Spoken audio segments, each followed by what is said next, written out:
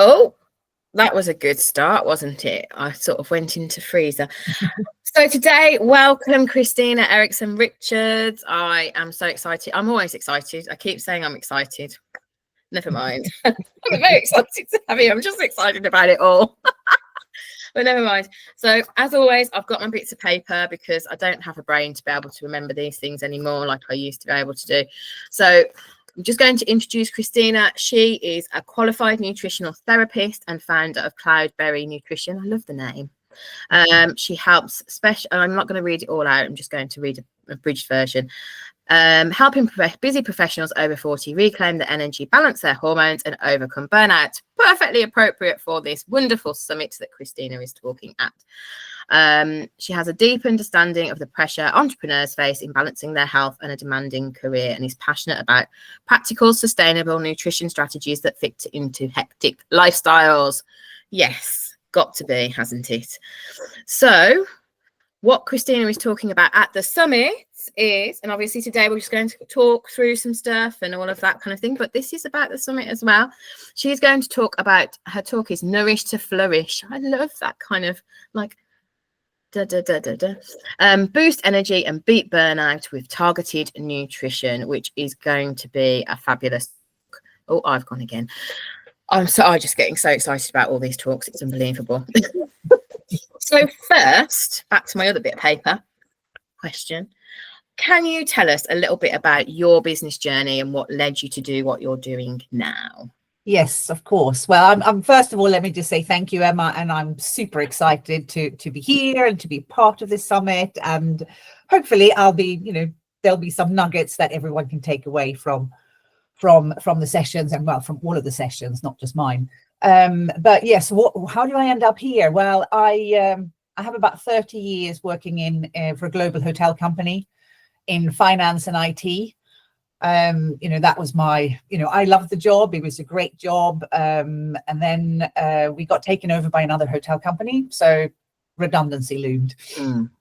And I'd always had at the back of my mind that I wanted to do some work on my own. I wanted to have that flexibility and freedom, and after so many years in corporate, it's that whole political thing that you've got to navigate, that whole thing. And I was a bit fed up with it, and I wanted to do something on my own. But right straight after redundancy, I went straight into another job because it just landed on my lap. So I was like, did that, but I didn't feel it. It wasn't in my heart. It just wasn't what I wanted to do. So I started researching, what could I do if I wanted to set up on my own? What could I do? Where were my interests? What was my passion?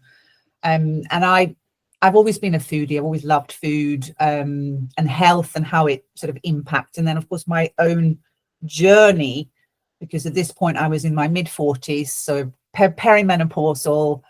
Things started to go a little bit wrong. I was tired. I was just, all of these things that come with perimenopause and changes. And I looked at nutrition, and I thought, okay, I changed the way I was eating. I changed some of my lifestyle habits, and actually the change, the sort of benefits that I felt were just huge. So I had that, and then my son has a chronic health condition, so that also led me to do more research and looking at, is there an impact with nutrition, etc. So all of that sort of got me into this whole nutrition field.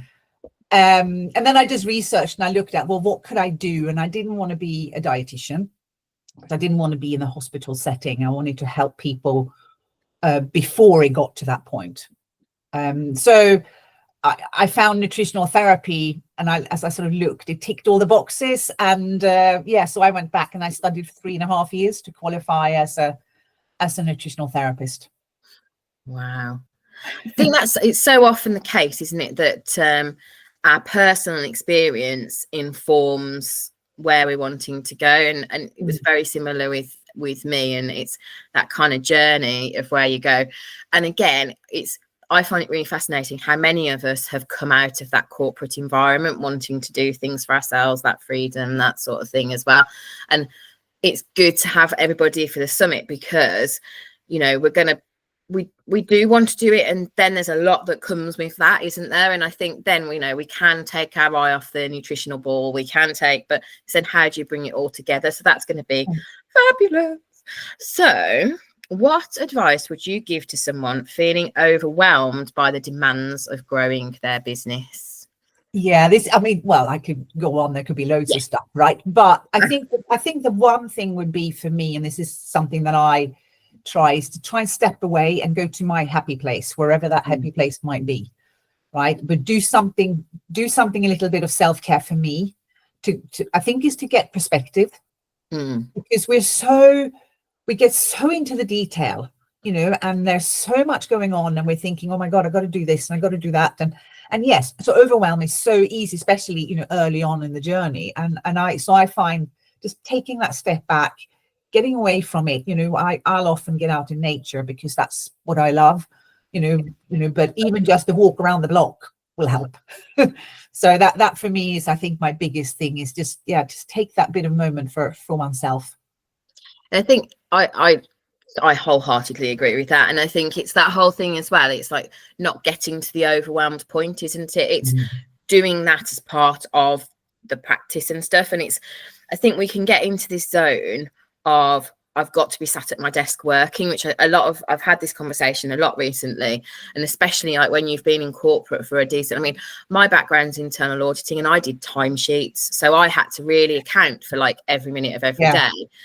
But actually going for a walk and taking that bigger perspective is part of work, isn't it? And it's that.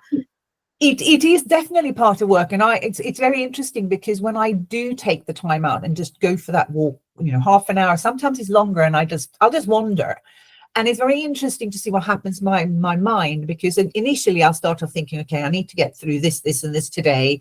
That's what I've got to do. And then, but before long, all of a sudden, thoughts are just coming and going, and I'm not even reflecting on it anymore.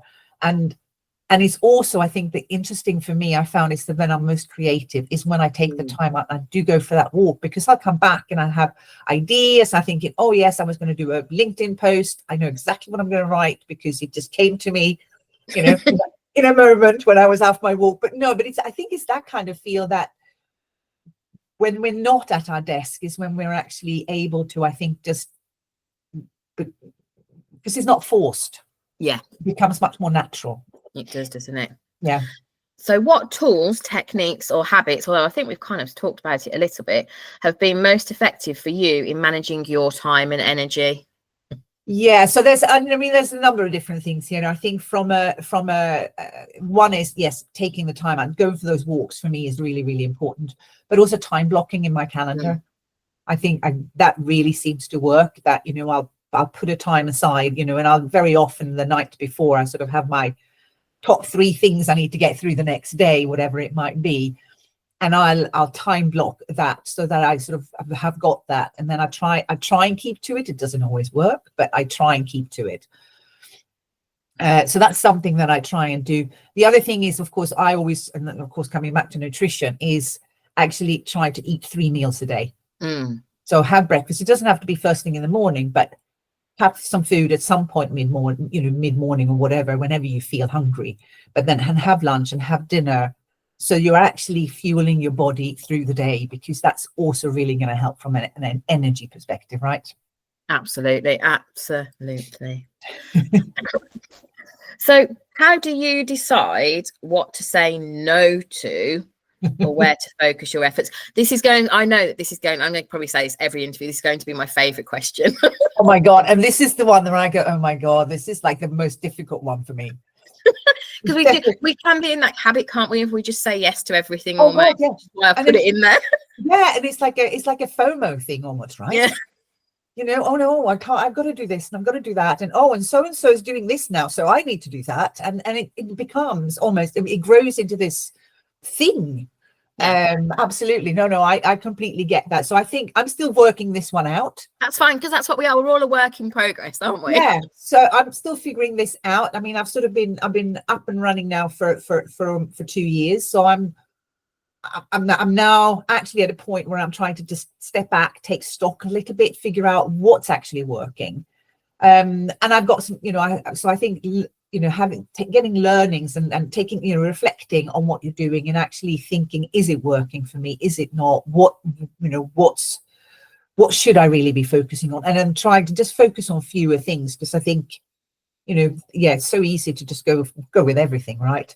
The other thing that I did jot something down on this. I think the other thing is just, yeah, just getting support or working with peers, you know, can be really, really valuable, you know, whether it's an accountability perspective or just getting a different perspective on something. So that's something else that I do. I have some other nutritional therapists that I studied with, and we're quite close. So we'll very often have little chats and do stuff on the side, which I think really is really, really helpful as well. Sounds good. So what oh, wait a minute. See, this is where I need to get this close. Oh, and everything's going. So what's one small but powerful step someone can take today to start building a more sustainable business? Look after yourself. Eat to nourish your body and mind, honestly, because if you have sustainable energy, if you feel good, that means you're going to be able to do all the other things that you want to do, you know, and that you know that you can rely, your body and your mind, you can rely on that, and that energy going to be there. Absolutely. So that would be my biggest top one. Yeah. Well, thank you ever so much, Kristina. We are going to have a fabulous time at the summit, and we've got some great top tips there for everybody to take forward. And I'd love to hear your top takeaways when you're watching this in the comments. And yeah, have a lovely day and see you at the summit. Look forward to it.